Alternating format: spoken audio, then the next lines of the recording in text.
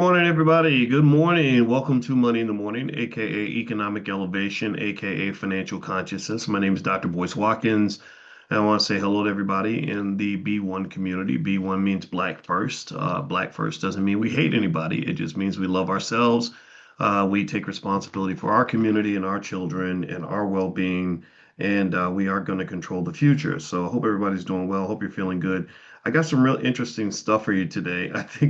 I'm hoping you're gonna like this. I'm in, as you guys know, I'm in.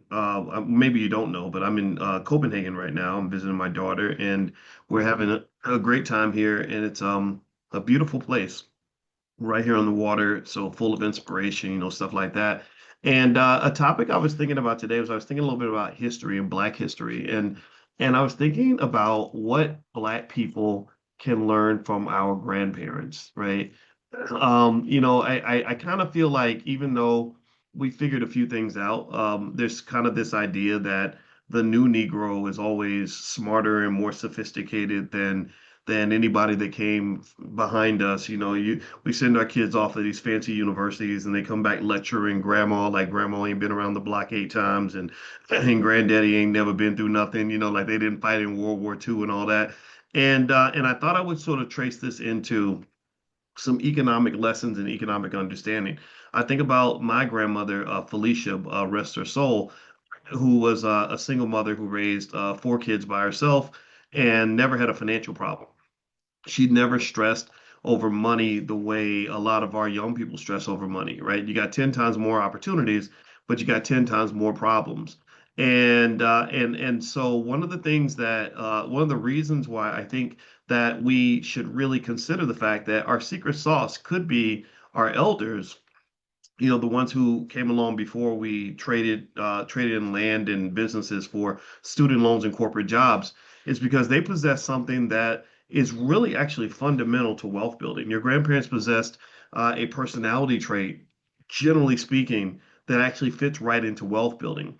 And that term I'm going to use, and I ask you to give me some space to explain it before we judge the term. The term is conservatism.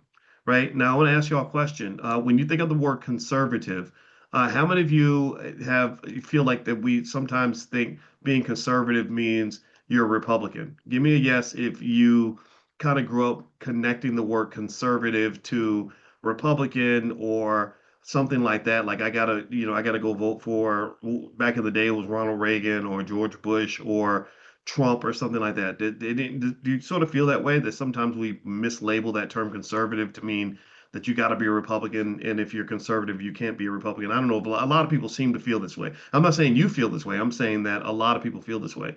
Or maybe you think conservative means racist, right? Like, well, you're a conservative. What are you trying to conserve? You're trying to conserve the good old days back when black people got lynched, and I don't think that. I'm going to broaden that definition a little bit, not because I don't want it to be political, right? I want it to be logical and I want it to be wealth related. And one of the things that research shows is that people who tend to have the most wealth, they tend to be very conservative people. They don't go chasing after every waterfall that goes by. They stick to the rivers and the lakes that they're used to. Shout out to TLC. They don't go out and do stupid stuff. They protect what they have. Tell me if you've noticed that.